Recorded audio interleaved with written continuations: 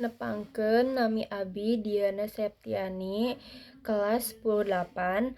Abdi bade piantara judulna pentingna diajar pikeun ngahontal cita-cita. Assalamualaikum warahmatullahi wabarakatuh. Dumateng Bapak Ibu guru anu dipika cinta, anu dipika hormat, rencangan anu ku abdi dipika cinta. Mugia urang sadayana aya dina kaayaan sehat walafiat. Amin ya rabbal alamin. Dina kasempatan ieu abdi teh bade nyangkem biantara kalayan judulna pentingna diajar pikeun ngahontal cita-cita. Rerencangan sadayana diajar teh mangrupakeun hal anu kacida pentingna kahirupan urang.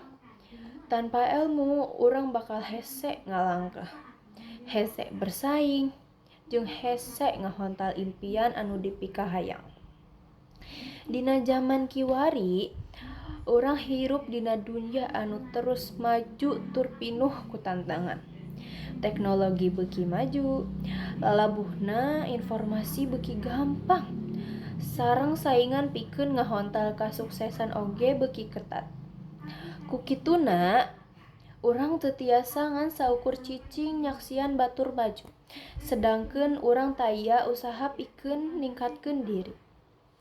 Diajar teh lain ukur ngeunaan buku jeung tugas di sakola. Diajar teh proses. Urang tiasa diajar tina pangalaman, tina lingkungan, tina kasalahan, komo tina hal-hal leutik saperti kumaha urang ngahargaan waktu sareng disiplin kana kabiasaan anu sae. Rerencangan sadayana, elmu teh ibarat lampu dina poek peuting. Eta lampu bakal nuntun urang ka jalan anu bener, njagah urang tina kasalahan, sarta ngabantu urang pikeun nyieun keputusan anu hade. Ku elmu, urang bisa jadi jalma anu leuwih bijaksana, leuwih percaya diri, jeung leuwih siap pikeun masa depan. Salanjengna, urang kudu inget yen cita-cita moal bisa kahontal lamun urang teu miboga usaha. Hiji dokter jadi dokter teu dina sapoe, hiji guru teu ku jalan instan. Sarerea ngalangkungan proses diajar nu panjang pisan.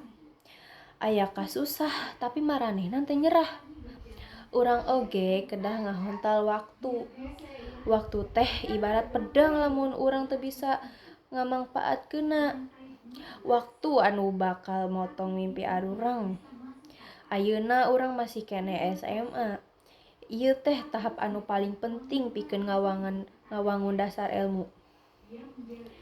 Tah rerencangan sadayana, mugia biantara ieu tiasa janten dorongan pikeun urang sadayana sareng leuwih sumangut diajar leuwih rajin, jeung leuwih sadar yen masa depan nya di leungeun sorangan. Wassalamualaikum warahmatullahi wabarakatuh.